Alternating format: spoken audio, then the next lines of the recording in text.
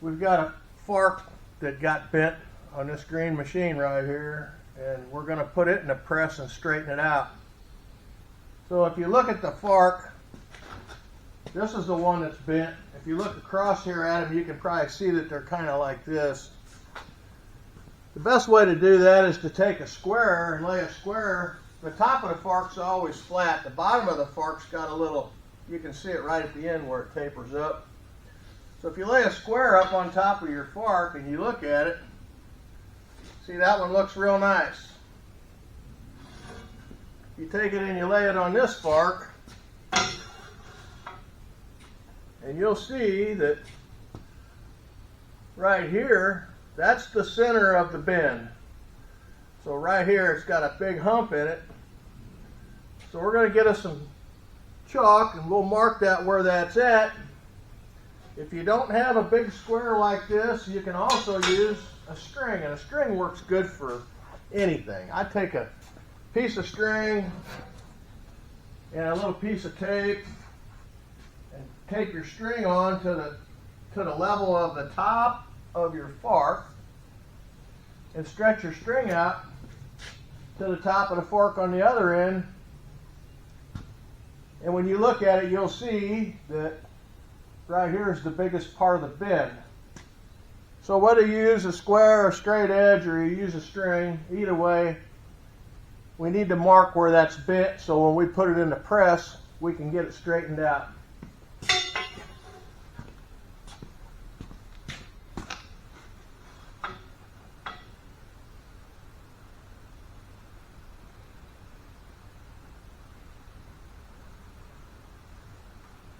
So it's perfectly flat from there to there.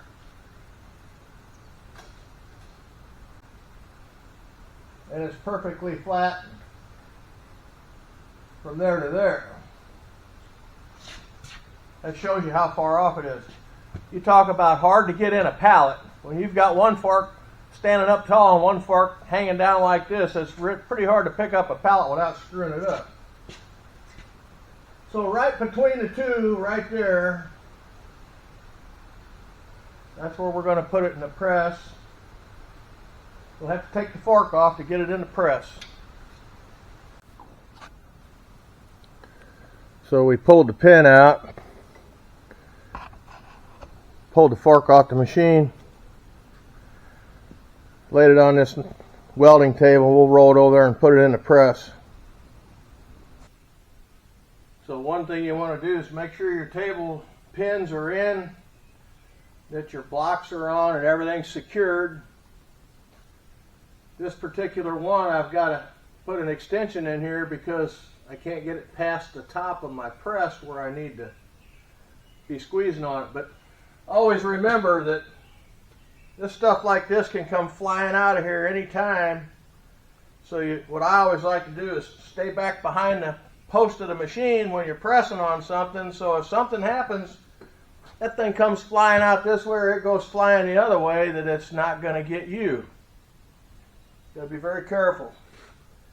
I saw a bearing one time and it was all locked up, and that bearing came apart and it went flying, and it went flying through the wall. I've got a hole in this wall back here already from where things have been flying out of it. Got to be very careful. That's a lot of pressure, and you don't know what's going to happen, so you just got to be careful. So we'll run it down by air first, and then it down, and we'll make sure that it's straight.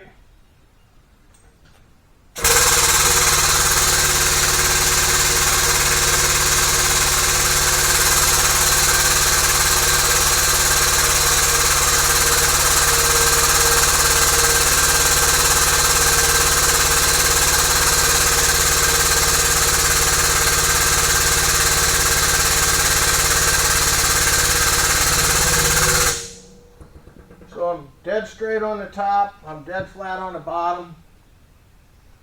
Here's my gauge, shows how many tons.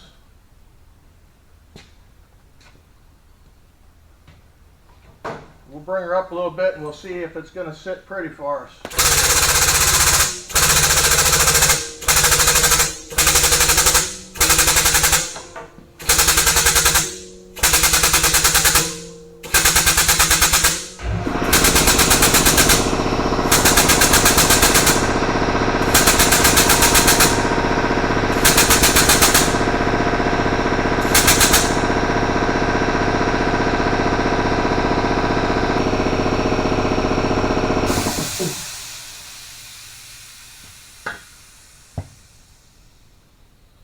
going to do here is we're going to lay our square across it. It still has 28 tons of pressure on it right now. And we're going to look at it, and it is perfectly flat right now. So what's going to happen when I let off of that is it's going to deflect a little bit. So we can try to let it off. We know where we're sitting. We're sitting on 28 tons. We'll let it off.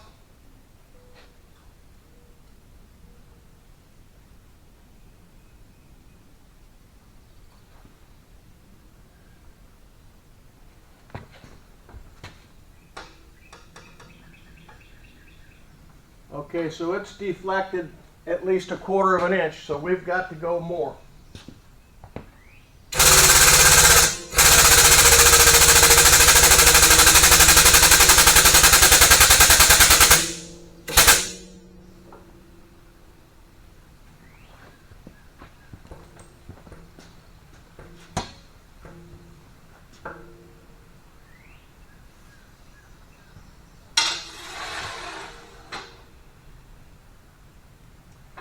I'm back to 28 tons and it's perfectly flat. So now we need to go some more. We're going to start counting how many pumps we put on it there.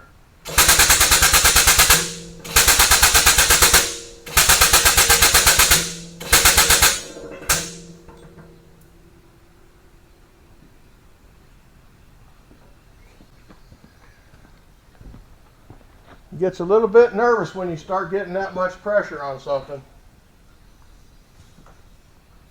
I don't mind it so bad if I don't have an extension in there. Okay, so you see that right now we're negative, so actually we've got a bow in it right now. So if we let that off, we'll see if it comes back flat.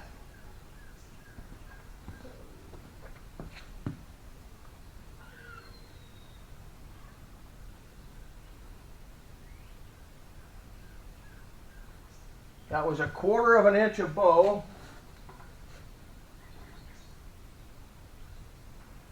Boy, it looks good all the way up to right here. I still have just a little bit.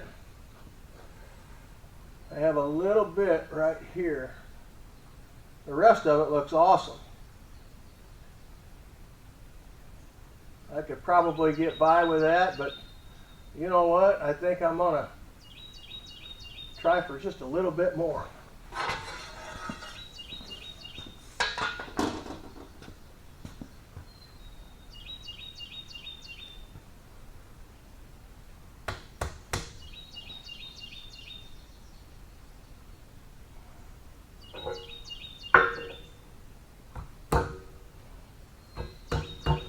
Push that block back just a little bit farther and put it back in the same place. And that way it helps get it bent back in here a little farther.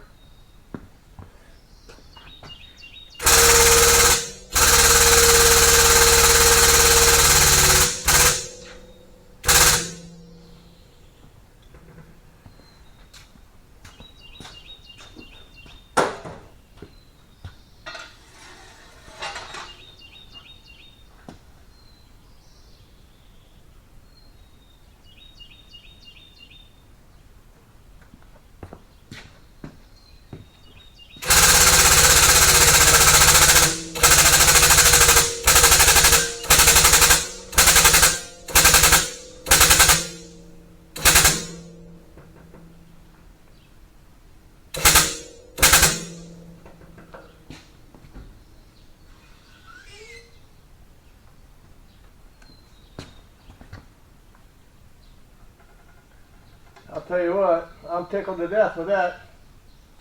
I'm tickled to death. We're going to call that good.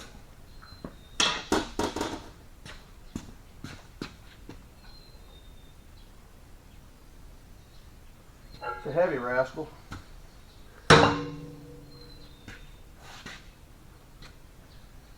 Before I pull it out of there, I'm going to show you all the little things that I hang on to around here to use in my press. So if you look at all this stuff, you might think it's all junk. but it's really not. It's really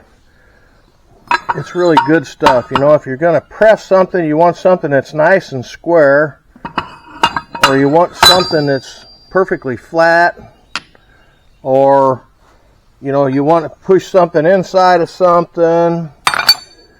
A lot of hydraulic cylinders, I keep the pistons because the pistons are perfectly flat. So I'll keep pistons and flat metal and collars and all kinds of stuff like that. It all comes in handy. There's some king pins if you want to punch a hole in something. It's just, there's a lot of handy stuff here that would go in a scrap pile, but I don't scrap anything. I try to keep stuff like this so when a guy's got a project, you can put it to good use. So all them little things come in pretty handy. Don't ever throw them away. So if you look across there right now, you'll see that it looks pretty nice and straight, doesn't it, huh? Put a square up on there. It doesn't get much better than that. I never use heat. I always bend them cold to keep the strength in the steel. You start heating stuff up and then you start making it weak, and then it tries to bend where you heated it, and I've had a lot better luck bending them cold like this. Just take your time and be very careful and make sure you get it centered where you need to do the bending at. So I hope this video helps you. Be safe when you're using your press, and thanks for watching.